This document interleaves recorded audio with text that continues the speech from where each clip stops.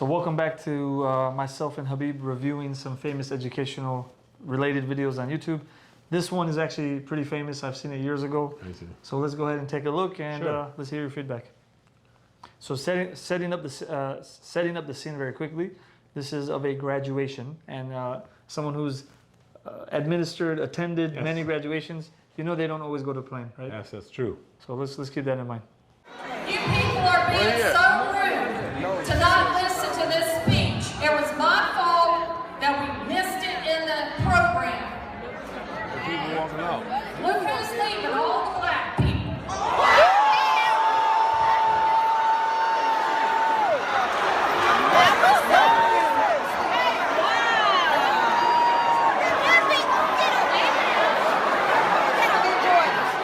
And it basically ends in chaos, meaning people just get up and leave. So Yes. no reason to see the rest of it. But some may say like this is essentially career suicide. Yeah. I mean, this is something as an educator you should never do. And what are your comments on Right. that? I mean, look, first and foremost, there's going to be events. And in events, things could happen, right? You might, things don't go on start on time. There might be some, glitch. Looks like here she forgot a specific individual who was supposed to speak. Right. But at that time, it looks like there might have been already some noise. And she's trying to get everyone to calm down. And now she's trying to get the speaker, but then it looks like some people might have started leaving, right? I'm trying to get at, just from what we're Setting the scene. Yep. From at least watching the video. I think the issue here is for her to want us to say, hey guys, come on, let's all come, again, and she tried to say, look, am I a mistake? I forgot this. Let's everyone settle. Give even count down 10 to 1. Even do the old school things like, hey, can I get your attention? Please eyes on me. Please, let's just respect this young man who's graduating to have his few words. But then to say, like, hey, some people are leaving, no doubt about it. You could say, hey, some people are leaving, please sit down. Hey, let's not be disrespectful, let's have this. That would have been general. But to go ahead and specify a specific race, I think she just put herself in a tough situation because now you're trying to call out someone. And the way it sounds like, guess who's leaving? Yeah.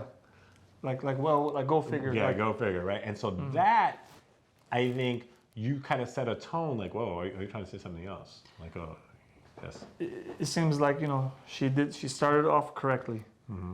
She was saying, guys, my bad. I made a mistake. Right. I didn't put in the program. She's trying to call everyone to order, right? And then the moment it doesn't go her way, a couple people get, because we only get the vantage point of the camera of the front of the audience. Yes. But everyone in the front was sitting. Yes. But maybe someone in the back was getting up to use the bathroom, drink some water, or maybe even leaving. Or the program might have said it was done. Maybe it could be, yeah. We don't know, right? Yeah. And she let her frustration get the best of her. Yes. But now this is where, we don't want to necessarily think this way. Are these like racial, are these things that have always existed in the heart that are now coming out? Mm-hmm. Or is this something that she just said in the heat of the moment, which does not make it right at all? Yeah, we give it benefit of doubt. It makes us ask a lot of more Good questions. Yes. Secondly, this is a graduation of probably high schoolers. And these are young adults who are going to now enter either the workforce or college or technical school, or whatever it may be. What does this do when it comes to now reinforcing certain stereotypes that people might have?